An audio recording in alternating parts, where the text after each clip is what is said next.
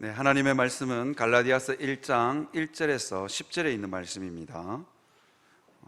제가 가진 성경으로 신약성경 301페이지입니다. 오늘은 본문은 다 읽지 않고 5절까지만 읽도록 하겠습니다. 갈라디아서 1장 1절에서 5절에 있는 말씀, 제가 한 절 읽고 여러분들이 한 절 읽고 교독하도록 하겠습니다. 갈라디아서 1장 1절에서 5절 찾으셨으면 제가 한 절 읽고 여러분들이 한 절 읽고 교독합니다. 5절은 다 같이 읽도록 하겠습니다. 사람들에게서 난 것도 아니요 사람으로 말미암은 것도 아니요 오직 예수 그리스도와 그를 죽은 자 가운데서 살리신 하나님 아버지로 말미암아 사도된 바울은 함께 있는 모든 형제와 더불어 갈라디아 여러 교회들에게 우리 하나님 아버지와 주 예수 그리스도로부터 은혜와 평강이 있기를 원하노라. 그리스도께서 하나님 곧 우리 아버지의 뜻을 따라 이 악한 세대에게 시고 우리 죄를 대속하기 위하여 자기 몸을 주셨으니 영광이 그에게 세세토록 있을지어다. 아멘. 여러분, 이 땅에 문제가 없는 교회는 아무 데도 없습니다. 왜냐하면 문제 있는 인생들이 모인 곳이 교회이기 때문입니다. 그래서 교회를 병원선에 많이 비유합니다. 각종 다양한 병이 있는 사람들이, 문제가 있는 사람들이 치유해 가는 공동체가 교회입니다. 그래서 저는 우리 교회 앞에다가 편말을 하나 이렇게 써붙이고 싶어요. 공사 중이라고, 치료 중 뭐 이렇게 써붙이고 싶습니다. 우리는 다 하나님께서 공사 중이고 치유되어져 가는 과정 가운데 있는 존재입니다. 얼마 전에 우리 교회 이게 종탑 수리를 했거든요. 저는 깜짝 놀랐습니다. 80이 다 돼 가시는 분, 그리고 80이 넘으신 모언태 장로님, 김모언태 장로님 두 분, 아니면 좀 다른 장로님도 올라가신 것 같아요. 그 두 분들이 올라가셔가지고 공사를 하시더라고요. 제가 따라 올라갔다가 장로님들이 올라가시길래 80이 넘으신 장로님이 올라가시길래 저도 따라 올라갔다가 내려오다가 내려올 때 다리가 후들거려가지고 다리가 땡겨 죽는 줄 알았어요. 쉽게 볼 일이 아니더라고요. 그때 제가 저기다가 용원암 교회 그 간판이 이게 떨어져 올라가셨거든요. 그래서 제가 치료 중인 용원암 교회 이렇게 하려고 했는데 그렇게 하면 돈이 들 것 같아서 제가 포기했습니다. 어쨌건 우리는 치유 중입니다. 공사 중에 있는 인생들입니다. 그래서 때때로 성도님들이 교회에 문제가 있다는 그 자체로 상처를 받고 실족하시는 분들이 종종 있는데 그럴 필요 전혀 없습니다. 우리가 다 아는 로마서, 고린도전서, 뭐 서신서들이 굉장히 많잖아요. 서신서들이 굉장히 많은데 이 서신서들은요, 모든 교회에 문제가 있어서 편지를 쓴 겁니다. 문제가 없어가지고 편지를 쓴 서신서는 하나도 없습니다. 아주 심각한 문제들이 있어서 다 편지를 쓴 것입니다. 사도 바울이요, 문제가 있는 이 갈라디아 교회, 심각한 문제가 있는 이 갈라디아 교회를 보면서 쫓아가지 않고 가가지고 혼도 내고 치리도 하고 이래야 되잖아요. 근데 그렇게 하지 않았습니다. 사도 바울은 갈라디아 교회에 심각한 문제가 있는 줄 알면서도 하나님의 말씀이 가득 담긴 편지를 쓰고 있는 겁니다. 이유가 뭘까요? 하나님의 말씀이 그 교회에 바르게 선포되면, 하나님의 말씀이 죄를 지은 인생들, 문제 많은 인생들 가운데 하나님의 말씀이 심기워지면 그 문제가 해결될 줄 그는 굳게 믿었기 때문입니다. 그래서 편지를 쓰고 있는 것입니다. 사랑하는 성도 여러분, 문제가 없는 교회는 없다니까요. 문제가 있다는 것 자체로 실족하고 절망하지 마시고 하나님의 교회에 하나님의 말씀이 바르게 선포되는 것을 위해서 기도하시는 여러분들이 되시기를 바랍니다. 제가 앞으로요 3주간 갈라디아서를 설교하게 됩니다. 그래서 제가 조금 어려운 말이긴 하지만 갈라디아 교회의 문제는 어떤 문제냐면요, 율법주의자와 율법 폐기론자의 갈등입니다. 제가 여기에 맞추어서 앞으로 3주간, 그리고 새벽기도 설교도 여기에 이 관점에 맞추어서 설교를 할 겁니다. 율법주의자와 율법 폐기론자 이렇게 말하니까 표정들이 보니까 좀 무슨 말이야 그런 표정이에요. 그래서 제가 설명을 자세히는 못 해드리지만 간단하게 해드리겠습니다. 좀 어려운 말이긴 좀 하지만요, 이런 겁니다. 율법주의는 하나님의 말씀대로, 하나님의 율법대로 완벽하게 살아야 구원을 얻는다. 이게 율법주의입니다. 근데 반면에 율법 폐기론은 어떤 거냐면, 뭔 소리야? 은혜는 구원으로 받기 때문에 율법이고 뭐고 상관없고 내 맘대로 살아도 구원 받는다. 이게 율법 폐기론입니다. 어느 게 맞을까요? 어느 게 맞을까요? 이제 대답을 안 하시네. 둘 다 틀렸습니다. 둘 다 틀렸습니다. 복음은요, 율법주의와 율법 폐기론 사이 그 어디 균형점에 있습니다. 이게 제가 한 말이 아니고 유명한 영국의 신학자 존 스토트가 한 말입니다. 유명한 신학자가 한 말은 조금 어렵습니다. 그죠?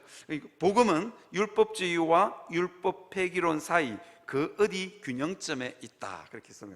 아무튼 못 알아들으시더라도 전혀 걱정 안 하셔도 됩니다. 제가 앞으로 3주간 설교하면서 이게 어떤 의미인지 여러분들에게 말해줄 거기 때문입니다. 이런 신학적인 지식들을 잘 이해하려면 어떻게 하냐, 여러분들이 성경을 많이 읽으셔야 됩니다. 성경이 많이 읽으면요, 이게 신학적인 지식이 없어도 감이 딱 옵니다. 저 말이 무슨 말인지 감이 옵니다. 그래서 저는요, 이게 오늘부터 우리가 주일 구역 모임 하잖아요. 주일 구역 모임 하시거든 다른 거 하지 마시고 성경을 부지런히 읽으십시오. 구역 모임 하면은 성경을 부지런히 읽으십시오. 제가 우리 교회 그 새벽기도 큐티 본문 거기에 따라서 제가 설교를 하고 있잖아요. 그래서 갈라디아서가 6장밖에 안 되거든요. 그거 마음 잡고 읽으면 1시간이면 다 읽습니다. 그래서 3주 동안 갈라디아서를 10번이든 20번이든 자꾸 읽으십시오. 그래야 하나님의 말씀이 제 설교에 은혜를 받을 확률이 굉장히 높아집니다. 저는 성도 우민화 정책을 지향하는 목사가 아닙니다. 무슨 소리인지 잘 모르시죠? 성도 우민화 정책. 제 앞에 선배 목사님들은 성도들을 잘 가르쳐 놓으면 자꾸 따진다고, 성도들은 열심히 말씀 가르치면 안 된다, 이 주의입니다. 근데 저는 이 성도 우민화 정책을 별로 지향하지 않습니다. 저는요, 성경을 많이 읽은 성도가 설교에 더 많이 은혜 받는다고 확신합니다. 그리고요, 성경을 많이 읽은 성도가 목사님이 조금 틀려도 다 이해하고 포용한 포용성이 점점 넓어진다고 생각합니다. 그죠? 성경을 많이 읽어가지고 은혜 받은 성도는요, 목사님이 좀 잘못해도 그럴 수 있지, 성경에 또 다른 면도 있잖아, 이렇게 되는 겁니다. 그래서 저는 제가 살기 위해서 여러분들에게 성경을 많이 읽힐 생각입니다. 그래서 구역 모임 하시거든 성경을 많이 읽으시기를 바랍니다.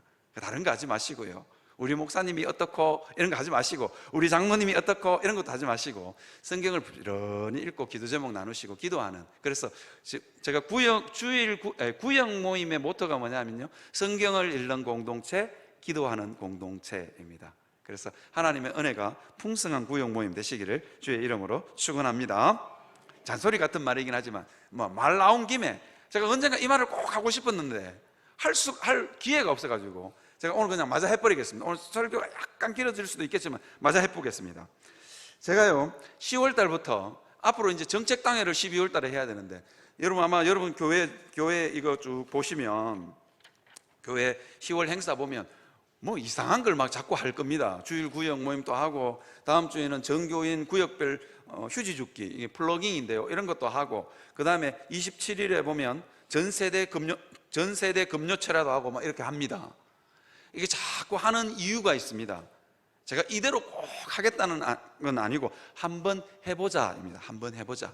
여러분, 해보고 여러분들의 반응이 시원찮다 그러면 제가 안 할 겁니다. 그러니까 너무 롤러코스터를 타듯이, 여기 이제 연세 드신 분들이 많으니까 이제까지 했던 게 늘 익숙하고 편하셨을 겁니다. 그런데 새로운 목사가 와가지고 이상한 것도 자꾸 하니까 귀찮을 겁니다. 그래도 한번 해보시기를 바랍니다. 그래서 새로운 영원함교회 은혜의 시대, 그래서 새로운 가죽 부대를 준비하셔서 그 새로운 하나님의 은혜를 담으시기를 바랍니다. 그래서 목사가 한번 해보는 거예요. 한번 해보는 겁니다. 그러니까 이대로 한다는 거 아니니까 한번 해보는 겁니다. 그러니까 해보시고 마음에 안 드는 거 있거든, 저한테 오지 마시고 구역장님한테 말하시고, 구역장님은 교구 장로님한테 말하고, 그렇게 했으면 좋겠습니다. 그래서 당회에서 성도들의 의견을 잘 취합해서 교회 목회 방향을 결정할 수 있었으면 좋겠습니다. 이게 저한테 자꾸 오시면요, 제가 우리 교회가 350명이 조금 넘는데 제가 들어도 다 까먹습니다. 그리고 목사가 제일 무서워하는 회가 있죠. 무슨 회인 줄 아시죠? 당회.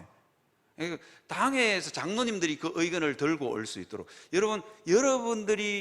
여러분들이 뽑은 장로님들 아닙니까? 그죠? 여러분들이 뽑았지만 하나님이 안수해서 세운 장로님들 아닙니까? 그 장로님들이 당회의 의견을 들고 들어올 수 있도록 그렇게 해주시면 감사하겠습니다. 제가요, 우리 350명 넘는 이 교회에 주일학교 꼬맹이도요, 저보고 뭐라는 줄 아세요? 목사님, 새로운 담임 목사님이죠? 이러는 거예요. 그러니까 뭐라는 줄 아세요? 저보고 체육관 뜨거 죽겠어요, 에어컨 좀 달아주세요, 그러는 거예요. 그래서 제가 얼떨결에 하도 당돌해가지고 알았다 이러니까 목사님 짱 이러고 가는 거야. 야, 그놈 어느 집 아들인지 모르겠지만 앞으로 크게 될 놈이에요. 제가 목사님 짱 이거 안 했으면 그놈 저놈 저거 대바라졌다 이렇게 할 건데, 그놈이 딱 가면서 목사님 짱 이러고 가는 거예요. 그래서 제가 관리 장로님한테 에어컨 좀 어떻게 달 수 있는 방법이 없으니까 관리 장로님 달아주신대요. 뭐 하여튼 수 없는 사람들이 저한테 와가지고 이런 말 하고 저런 말 하거든요. 제가 머리는 좋지만 제가 설교에 집중을 하기 때문에, 설교에 집중을 여러분 저한테 오시면 제가 한 귀로 듣고 한 귀로 다 흘러갑니다. 그렇게 안 하시려면 누구를 활용하시라고요? 장로님, 기름 부어 세운 장로님들을 활용하셔서 당의 의견이 반영될 수 있기를 바랍니다. 제가 내친 김에 그냥 그대로 하겠습니다. 제가 직분자를 세우는 문제가 교회들마다 핫 이슈잖아요. 그래서 제가 성경을 한 번도 안 읽은 사람은 제가 직분자 후보로 안 올릴 생각입니다. 당회에서 의논된 건 아닙니다. 꼭 하겠다는 것도 아닙니다. 그냥 제 생각입니다. 하고 마음에 안 들면 장로님들을 통해서 항의하십시오. 제가 성경을 한번 다 읽었으면 좋겠다. 그래서 요게 뭐냐면, 이 두꺼운 거, 이게 이제 뭐냐면요, 성경 딱 읽고 성경을 잘 읽었는지 아닌지 답 따는 겁니다. 답 따는 거. 이게 두껍습니다. 이만큼 두껍습니다. 이거 다 통과해야 직분자 후보로 올릴 생각입니다. 그리고 교리 공부도 저하고 하시든지 어쨌든 통과해야 웨스트민스터 신앙 고백서, 이거 안 닦이노? 웨스트민스터, 이게 너무 두꺼워가지고, 그래서 너무 그거 해야 제가 직분자를 세울 생각을 가지고 있습니다. 미리 권사 장로 되신 분들 다행이다 싶죠. 아마 이제 그래서 목사님 너무 두껍습니다. 그러면 제가 좀 얇은 걸로 해드릴 테니까 한번 해보자는 겁니다. 그죠? 그래서 교회가 새롭게 이렇게 한번 해보려고 시도를 해봅니다. 그래서 여러분들이 한번 보시고, 와, 목사님 진짜 너무합니다, 너무 두껍습니다, 그렇게 하시면 제가 이거보다 더 얇은 책 준비할 테니까, 그렇게 해서 여러분 교회가 하는 일들이 있으시면 장로님들 통해서 이게 충분히 의견을 반영해 주시면 제가 충분히 반영하겠습니다. 그래서 잔소리 같은 말을 조금 끼워 넣어서 오늘 설교가 조금 짧아졌습니다. 자, 그렇게 하겠습니다. 자, 근데 오늘 우리가 설교할 내용 한번 띄워 주시겠습니까? 오직 복음의 권위는 하나님께 있습니다. 저거 다 같이 한 번만 읽어 주시겠습니까? 시작. 하나님께 있습니다.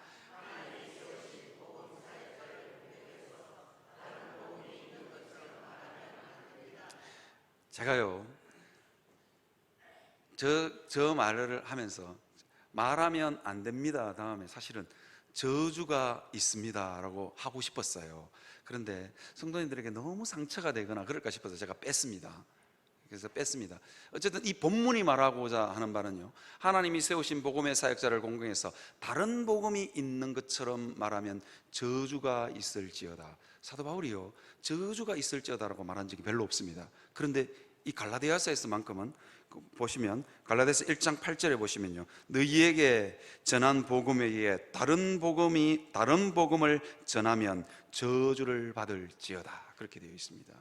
그래서 그렇게 하고 싶었지만 여러분들에게 너무 큰 부담이 될까 싶어서 제가 뺐습니다. 어쨌건 오늘 제가 이 말씀, 요 주제를 가지고 여러분들에게 하나님 말씀 전하려고 합니다. 갈라디아서 1장 1절을 보면요, 갈라디아 1장 1절에 보면 사도 바울은 자기를 소개합니다. 사람들에게서 난 것도 아니요, 사람으로 말미암은 것도 아니요, 오직 예수 그리스도와 그를 죽은 자 가운데서 살리신 하나님 아버지로 말미암아 사도된 바울은, 그렇게 해서 자기 소개를 아주 길게 하고 있습니다. 갈라디아서 1장 15절에 보면요, 사도 바울이 자기를 어떻게 소개하냐면 이렇게 소개합니다. 나는 어머니의 태중에 있을 때부터 사도로 택정함을 받았다. 그래서 그 사도로 택정함을 받았고 하나님이 나를 부르셨다, 그렇게 자기를 소개합니다. 이건요, 어떻게 잘못 들으면 굉장히 긴 설교잖아요. 자기가 어떤 사람에게서 난 것도 아니요 사람으로 말미암은 것도 아니요 오직 주 예수 그리스도와 그를 죽은 자 가운데서 살리신 하나님 아버지로 말미암아 자기가 사도가 되었대요. 한마디로 요약하면 나는 주님의 종이다. 그러니까 여러분들이 나를 함부로 하지 마라, 이 뜻입니다. 왜 사도 바울은 자기를 소개하면서 이렇게 길게 하나님을 들먹여서 자기를 소개하고 있을까요?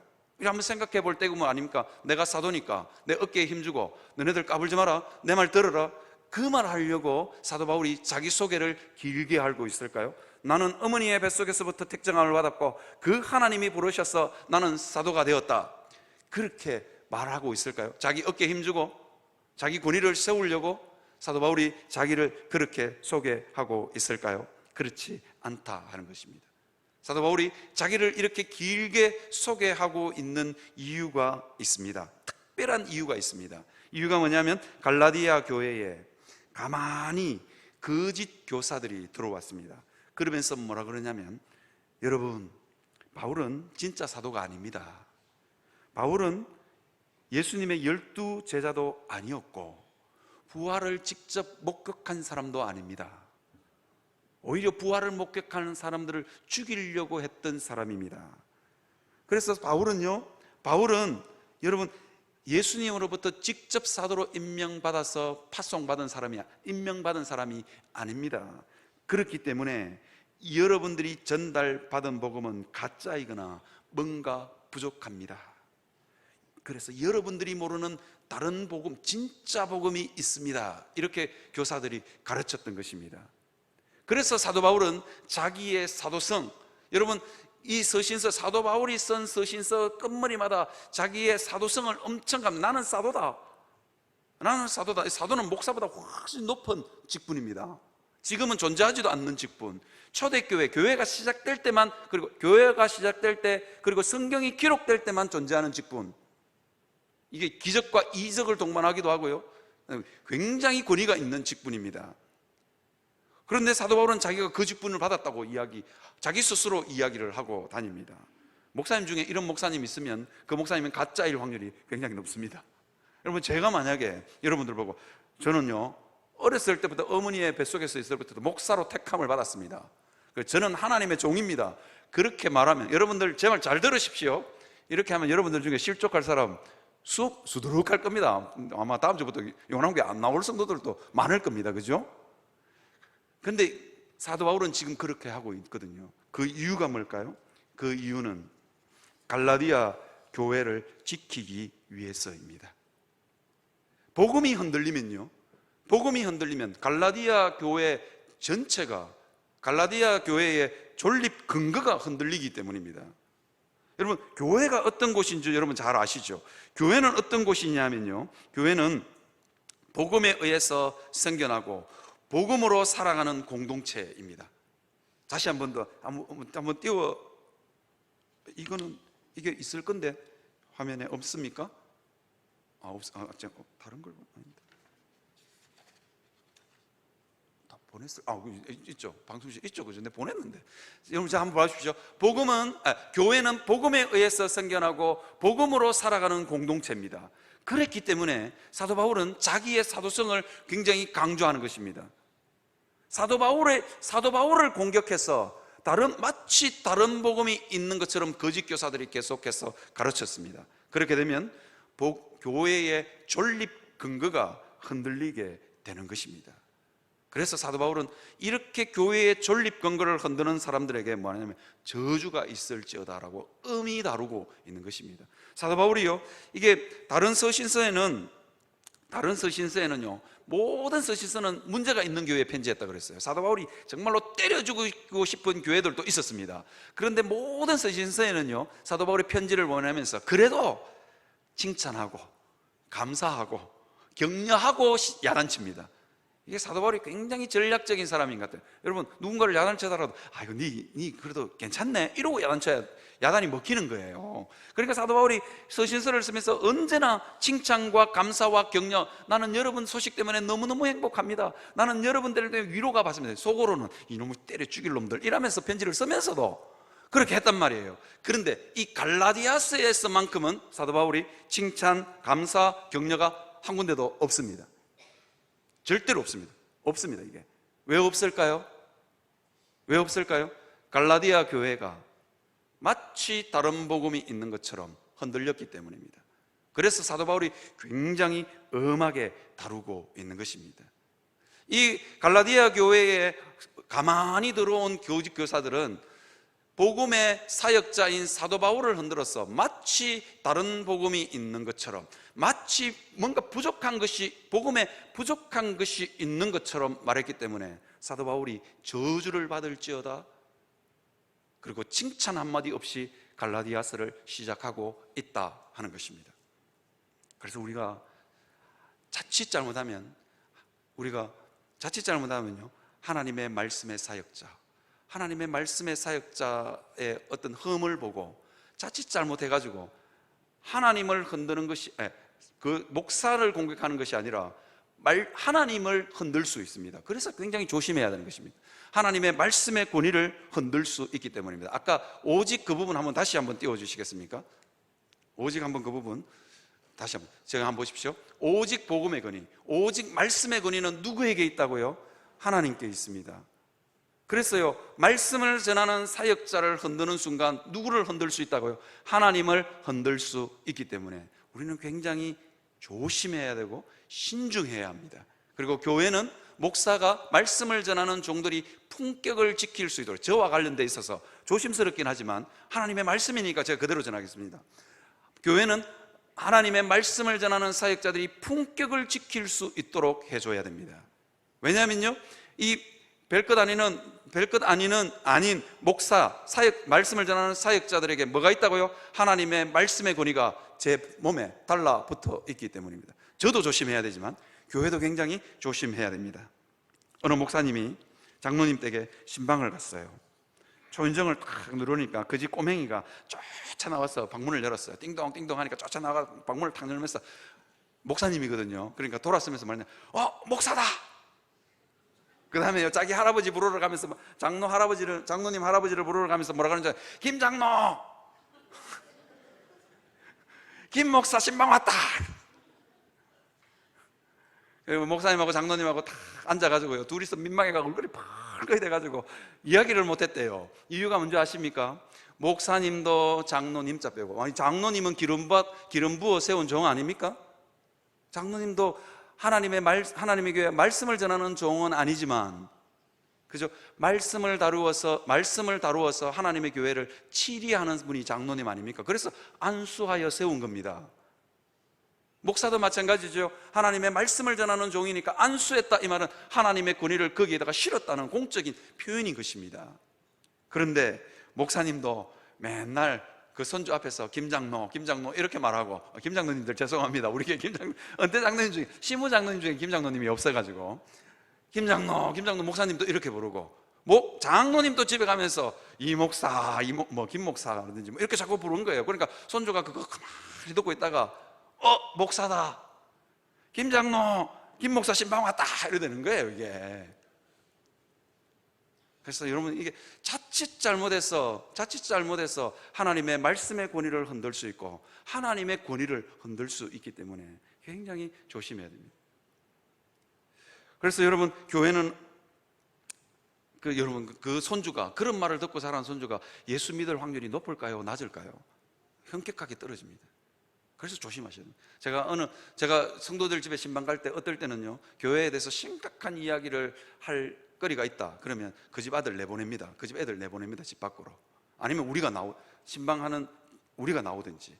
제가 최근에 어느 집에 신방 갔더니만 고등학생이 하나가 탁 앉아 있어요. 그래서 야야, 니 2시간 동안 PC방 갔다 와라. 그러니까 애가 얼굴이 확 밝아지면서 저를 주님 본 듯한 눈법으로, 목사님, 야, 걔만큼 제 신방을 환영해주는 목사, 환영해주는 데가 없었어요. 야야, 니 2시간만 PC방 갔다 오라니까, 목사님, 이러면서 막 저를 하나님 본 듯한 얼굴로 막 환하게 웃으면서 집을 나가더라고요. 여러분, 이게 조심하셔야 되는 부분이 그런 게 있습니다. 자칫 잘못하면 하나님의 말씀의 권위에, 하나님의 권위에 손상이 가기 때문입니다. 그래서 제가 이 설교를 준비하면서요, 저도 참 많이 회개했습니다. 저는 젊은 강도사님들이나 전도사님 부르면서 저보다 나이가 적기 때문에, 그리고 젊고 친근감의 표시로 김전도사, 박전도사, 박강도사 뭐 이렇게 잘 불렀거든요. 근데 가만히 생각해 보니까 그렇게 부르면 안 되겠다는 생각이 들었습니다. 이유가 뭐냐면요, 주일학교 아이들이 그 이야기 다 들었을 때 이렇게 생각할 거 아닙니까? 담임 목사님이 우리 전도사님, 강도사님보다는 훨씬 더 높은 분이야. 그리고 우리 전도사님, 강도사님이 하는 말씀보다 담임 목사님이 하는 말씀이 한 단계 더 위야. 뭐 이렇게 생각할 수 있잖아요, 그죠? 그렇게 해서 정말 회개했습니다. 강도사가 전하든, 강도사님이 전하든, 전도사님이 전하든 거기에 하나님의 말씀이 선포된다면 제 스스로 하나님의 말씀의 권위를 손상시킨 거잖아요. 그래서 제가 다시는 그렇게 안 부리기로 굳게 작정을 했습니다. 제가 왜 이 이야기를 하겠습니까? 여러분들도 조심하시라고. 그죠? 여러분들도 우리 부교육자들 보시면서 담임 목사 대하듯 대해주시기 바랍니다. 담임 목사님 대하듯이, 담임 목사님을 이상하게 담임 목사님을 알로 보는데 그러면 어쩔 수 없고요. 어쩔 수 없지만 어쨌든 여러분, 하나님의 말씀의 권위가 거기 있습니다. 전도사든 강도사든 부목사님이든 그 말씀의 사역자가 하나님의 말씀인 성경을 제대로 해석해서 제대로 하나님의 말씀을 선포한다면 거기에는 하나님의 말씀이 들어 있습니다. 그래서 우리가 존중하고 어쨌든 말씀의 권위가 손상되지 않도록 해야 되는 것입니다. 그래서 여러분 잘 새겨 들으셨으면 좋겠습니다. 제가요, 담임 목사로 오기 전까지 저도요, 그래서 여러분들도 할 말 많으시잖아요. 목사님도 굉장히 조심해야 됩니다. 저도요, 담임 목사로 오면서 제가 정말 조심합니다. 제가 전에 있던 부교육자로 있을 때는 안 그랬거든요. 부교육자는 슬랩바도 잘 끌고 다니고 반바지도 잘 입고 다니고, 제 주 교복은 반바지였습니다. 제 취미는 주일날 슬랩바 끌고 담임 목사님 몰래 새벽기도 갔다 오는 거였습니다. 얼마나 재밌는지. 제가요, 이 용원함교회 담임 목사로 오면서 제가 굉장히 조심합니다. 어느 정도로 조심하면 돈 문제, 여자 문제 이런 것 때문에 말씀의 권위가 손상되지 않도록 하기 위해서 제가요, 이번 추석에 우리 교육자들에게 절찬비, 그러니까 절찬비를 이렇게 나누어 주잖아요. 제가 현금으로 안 받았습니다. 다시 들으면 오해가 생길 수 있잖아요. 저도 돈 좋아하거든요. 그 10만 원 들었는데 5만 원짜리 하나 쓱 빼고 줄 수 있잖아요, 그죠? 그래서 제가 그거 직접 안 받았습니다. 우리 재정부에 부탁해서 교육자들 통장에 직접 넣으라고, 그리고 얼마 송금했는지만 저한테 가르쳐 달라고. 그래서 제가 카드를 적었습니다. 누구누구 목사님 동력해 주셔서 감사합니다. 절찬비 얼마를 보냈습니다. 그래가지고 그 카드를 봉투에 넣어가지고 교육자들에게 드렸습니다. 왜요? 그런 것들 때문에, 그런 사소한 문제들 때문에 하나님의 말씀의 권위에 손상이 가면 안 되기 때문입니다. 여자 문제도 마찬가지 아니겠습니까? 여자 문제도 제가 우리 목양실에 우리 권사님들한테는 부탁을 드렸는데, 전 성도님들에게 제가 부탁을 드릴 생각. 목양실에 오실 때 혼자는 여성도님들은 절대로 혼자는 제 방에 들어오면 안 됩니다. 제 방에 혼자 들어올 수 있는 사람은 유일하게 딱 한 사람 있습니다. 우리 집사람. 그 외에는 전부 다 2명씩 짝지어서 오십시오. 2명씩 짝지어서 오시라고요. 그리고 문을 열어놓습니다. 덥거나 추워도 항상 문을 열어놓습니다. 그거 덥다고 문 닫으십시오. 그러시면 안 됩니다. 저의 안전장치입니다. 왜? 그런 것들로 인해서 하나님의 말씀에 봐라 오늘 김집사랑 목사님이랑 독대를 했단다, 뭐 이래 되면 말씀의 권위에 손상이 가기 때문입니다. 여러분 이런 소식 한번 들어봤습니까? 신천지 여신도가 목사님 방에 들어오자마자 옷을 벗어 제끼 벗어요. 어디까지 벗었는지는 제가 잘 모르겠습니다만은 옷을 목사님이 집사님 어서 오세요 그런 순간 들어오자마자 옷을 벗어 제낀 거예요. 그리고 옷을 적당히 어느 정도까지 벗었는지 모르겠습니다. 어느 정도까지 벗고 나니까 누가 쫓아 들어왔을까요? 신천지 남편이 쫓아 들어왔습니다. 그리고는 목사님 멱살을 잡았습니다. 목사님이 멱살 잡히면서 목사님이 씩 웃었어요. 왜 웃었을까요? 할렐루야 이러면서 씩 웃었습니다. CCTV 보자 이렇게 된 거예요. CCTV가 거기 있은 거예요. CCTV 딱 들어가지고 두 사람 공갈 협박죄로 경찰서로 보냈다는 겁니다. 그래서 목사도 굉장히 조심합니다. 어쨌든지 간에 하나님의 말씀의 권위에 손상이 가지 않도록 하기 위해서요. 여러분, 저는요 직전 교회에 있을 때 새벽기도 때 새 집을 짓고 이래가지고 새벽기도 설교하러 올라가고 그랬거든요. 제가 올라가고 싶으면 물을 발라가지고 올라갔는데 이게 마르니까 머리가 새 집이 다시 쓰는 바람에 저는 분명히 물을 발라가 머리를 빗었는데 이게 마르니까 이게 서쁜 거예요. 성도들은 별로 실족 안 하는데 그 교회 담임 목사님하고 사모님이 실족하셔가지고, 왜냐면 그 교회 담임 목사님이 목욕 재개를 하고 새벽 강단에 쓰시는 분이거든요. 그래서 제가 우리 집 사람이 얼마나 잔소리를 하는지 새벽마다 막 목사가 자꾸 새 집을 짓고 간다고 잔소리하면 그럴 때마다 제가 뭐라 그러는 줄 아세요? 쓸데없는 소리 하고 있네. 내가 뭐 성도들 보러 가나 하나님 보러 가지 이러면서 제가 새 집을 하고 막 반바지 그 헐렁한 체육복 입고 새벽 기도하는 건 너무 좋아했거든요. 너무 좋아했습니다.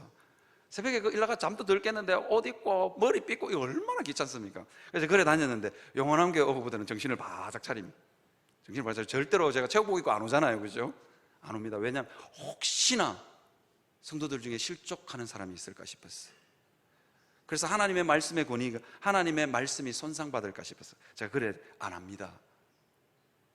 그리고 목욕제기는 아니지만 그래도 젤을 딱 발라가지고 스프레이까지 뿌려가지고 절대로 새 집이 못 일어서도록 해가지고 제가 설교하러 올라옵니다. 여러분, 목사도 노력해야 되지만 성도도, 여러분, 목사가 품위를 지킬 수 있도록 노력해 주셔야 됩니다. 그래야만 하나님의 말씀의 권위가 손상을 받지 않기 때문입니다. 제 주 작업복은 사실은 반바지였는데, 제가 용호동에 이사하고부터는 제가 반바지 입고 용호동 안 돌아다닙니다. 제가 다 여러분들 때문입니다. 반바지가 얼마나 편한지 몰라요. 반바지, 체육복 내복 같은 거 헐렁헐렁한 거 입고 제가 더우니까 너무 좋아합니다. 그런데도 제가 혹시나 성도들이 그 모습 보고 좀 말씀을 전하는 사역자가 저러면 되나 이런 생각하실까 싶어서 안 그럽니다. 그래서 말씀을 전하는 사역자도 참 조심합니다. 그래서 성도들도 조심해야 돼요. 성도들에게 있는 적용점도 있습니다. 여러분, 제가 한번 물어보겠습니다. 목사 때문에 실족해서 하나님의 말씀을 듣지 않으면 누구 손해입니까? 내 손해입니다. 그죠? 그러니까 왜냐하면 말씀의 권위와 복음의 권위는 어디에 있다고요? 사람에게 있지 않고 그 출처가 어디라고요? 하나님이시기 때문입니다. 그래서 사도 바울이 뭐라고 이야기하는 줄 아십니까? 이렇게 이야기합니다. 사람에게서 난 것도 아니요, 사람으로 말미암은 것도 아니요, 오직 그 말씀의 권위가 누구에게 있다고요? 오직 예수 그리스도와 그를 죽은 자 가운데서 살리신 하나님 아버지께 있다는 거예요. 그래서 여러분, 목사 때문에 아이고 나 막 교회 안 갈란다, 목사 때문에, 그죠, 말씀에 전하는 사역자 때문에 나 설교 안 들을란다, 그러면 누구 손해요? 자기 손해입니다. 자기 손해입니다. 그래서 여러분, 참 우리가 주의해서 이걸 살펴야 됩니다. 하나님은요 말씀하시는 방법이 너무 다양합니다. 진짜로 다양합니다. 때로는 어린아이의 입술을 통해서 하나님이 말씀하시기도 하십니다. 때로는 거지의 입술에도, 정말로 험한 사람의 입술을 통해서도 여러분 하나님께서 말씀하신다니까요. 여러분, 최춘선 할아버지 맞나요? 그 맨발로 다녔던 할아버지, 지하철에서 거지처럼 예수 믿으라고. 그런데 알고 보니까 그분이 어마어마한 사람이었다는 거예요. 독립운동가고 그 당시로 보면 엄청난 학벌을 가지고 있는 사람이잖아요. 하나님은요, 그런 거지 같은 사람의 입술을 통해서도 하나님이 말씀하신다니까요. 그래서 성도는 겸손으로 허리를 동이고 그 말씀이 하나님의 말씀이면, 그죠, 아멘 하고 받아들이셔야 됩니다. 하나님은요, 때로 나귀의 입술을 열었어도 하나님께서 말씀하신다니까요. 여러분, 나귀 입술을 열어서 말씀하신 거 어딘지 아십니까? 다들 감사합니다. 그러니까 제가 밥 벌어 먹고 사는 겁니다. 밥 벌어 먹고 사는 나귀, 여기는 발람이 이스라엘 백성 저주하러 가는데 나귀가 막 포도원을 돌아가고 막 담벼락에 막 주인 막 발이 끓기도록 담벼락을 긁으면서 막 지나고, 그러니까 주인이 화가 나가지고, 발람이 화가 나가지고 나귀 보고 이놈의 나귀야, 이 어리석은 나귀야 그러면서 막 두들겨 패잖아요. 그러니까 갑자기 나귀가 입술이 열려가지고 어리석기는 누가 어리석노 이러면서, 어리석기는 누가 어리석냐면서, 주인님 당신이 어리석다고, 내 눈에는 하나님의 사자가 칼을 들고 보이는데 주인님은 안 보이십니까? 그러면서 나귀가 자기 주인을 꾸짖잖아요. 그때 발람이 깜짝 놀래가 보니까 하나님이 영적인 눈을 열어주니까 하나님의 사자가 칼을 들고 발람 자기 죽이려고 딱 서 있는 거예요. 하나님은 당나귀의 입을 열었어도 말씀하시는 분이라니까요. 그보다 더 심각한 거 한번 말해줄까요? 하나님은요, 마귀를 통해서도 우리에게 말씀하십니다. 그건 어디 있을까요, 성경에? 이 목사가 사기치면 안 되잖아. 거짓말하면 안 되잖아요. 그거 어디 있습니까? 욥기예요. 하나님은 하나님의 말씀을 욥에게 저주를 할 때 사단을 이용해서 하나님 뜻을 전달하시거든요. 그만큼 여러분, 이게 지금 말씀을 전하는 종이 누구냐는 중요하기는 합니다. 중요하긴 하지만 그것보다도 하나님만큼은 안 중요하다는 거예요. 그래서 여러분, 누가 전하든지 간에 성도는 겸손으로 허리를 동이고 그 말씀이 하나님의 말씀이면 정말로 나하고 원수 같은 사람이 말씀을 전하더라도 아멘 할 수 있어야 됩니다. 그 말씀에 순종할 수 있어야 됩니다. 아멘 안 하시네요, 아무도? 아멘입니다. 그렇게 하셔야 됩니다. 여러분, 만약에요, 한국교회, 그래서 그 말씀이 정말 하나님의 말씀인지 아닌지 여러분 분별할 수 있는 방법이 있는데, 그게 뭔지 아십니까? 성경을 많이 읽는 겁니다. 그래서 제가 구역 모임에 가서 다른 거 하지 마시고 막 성경을 열심히 읽으라고 하시는 겁니다. 성경을 많이 읽으면요, 신천지 같은 사람이가 뭐 하면요, 뭔가 하나 이상해. 그러니까 느낌, 뭐가 이상한지는 모르겠지만 그냥 이상해요. 느낌이 이상해. 그러면 느낌이 이상하면 목사님한테 물어보면요, 목사님이 정확하게 가르쳐 줍니다. 그런데 성경을 많이 안 읽으니까 이상한 소리를 해도 이게 걸러지지가 않는 거예요. 그래서 성경을 많이 읽으시면, 그래서 그 말씀을 전하는 사역자가 하나님의 말씀인 성경을 바르게 해석해서 설교한다면 거기에는 하나님의 말씀의 권위가, 하나님의 말씀이 그 속에 있습니다. 그래서 아멘 하셔야 됩니다. 그래서 여러분 있잖아요, 하나님의 말씀을 누가 전달해 줬느냐, 이게 문제가 된다면요, 이것 때문에 문제가 돼. 하나님의 말씀을 누가 선포하고 누가 전하느냐는 굉장히 중요합니다. 그럼에도 불구하고 그렇다 할지라도 하나님의 설교자가 하나님의 권위를 대신하지는 않습니다. 만약에 누가 하나님의 말씀을 전했느냐가 중요하다면 한국교회에 진짜 심각한 문제가 생깁니다. 왜냐하면요, 한국교회는 그동안 무당이 전도회가 교회 온 사람 많습니다. 무당이 영원한 교회는 없습니까? 무당이 전도회가 권사님 되고 장로님 되고 목사 된 사람들 수두룩합니다. 한국교회에. 전보러 갔더니만 아이고 니는 안 된다, 마 교회 가라. 니 병 그거 고치려면 교회 아이고는 아무 데도 없다. 무당이 전도한 사람 수두룩하다니까요. 그렇죠? 그래서 그 말씀이 하나님의 말씀이 아닌지를 분별할 수 있는 능력이 우리에게 필요한 것입니다. 제가요, 영원한 교회 오기 전에 직전교회에 있던 성도들이 밥 먹자고 제가 배가 불러 죽겠는데 자꾸 밥 먹자고 그랬는데 제가 다 거절했는데, 한 장로님 권사님 부부는 제가 복숭아 사들고 가서 밥 얻어 먹은 장로님이 있습니다. 왜냐면요, 그 장로님이 목사님, 우리 어머니가요 무당이었습니다 이렇게 탁 지나가는데 그 눈빛이 예사롭지가 않는 거야. 그래서 저 장로님에게는 반드시 설교에 예화로 쓸 만한 간증거리가 있다. 그래서 제가 복숭아 사들고 가서 제가 그 장로님한테서 이 이야기를 들었습니다. 이 장로님이 무당 아들로 태어나가지고 쭉 살았어요. 그리고는 어떻게 내가 예수 믿는 처녀 만나가지고 장로도 되고 권사도 된 거예요. 그런데 이 참 재밌는 이야기 있어요. 젊었을 때 집사 장로가 돼가지고 명절 설 세러 그 집에 가잖아요. 그 집에 가면 시어머니가 그러니까 까치설날, 그러니까 작은 설이죠. 그 설 앞날 이제 뭐 명절 세야 되니까 이렇게 명절 준비를 하잖아요. 찌짐도 뒤집고 그리고 뭐 이렇게 준비를 하잖아요. 그 며느리가 막 그거 하고 있으면 시어머니가 안절부절 못하고 야야 집에 가라 내가 다 할게 집에 가라. 예수를 믿어도요 그 정도로 믿어야 됩니다. 제사음식을 막 하고 있는데 시아버지가 찝찝해. 저 예수 믿는 며느리가 이 제사음식 준비하면 찝찝할 정도로 예수를 잘 믿어야 돼요. 그러니까 이 시어머니가 뭐냐면 야야 집에 가라 내가 다 할게. 그리고 이 권사님 뭐라는 줄 아세요? 나는 명절 스트레스를 받아본 적이 없다고. 우리 어머니 설날만 되면 뭐라 그러는 줄 아세요? 야야 안 와도 된다, 오지 마라 그런대요. 이유가 뭔지 아세요? 정월 초하루에 그 대목이거든. 대목은 무슨 말인지 아시죠?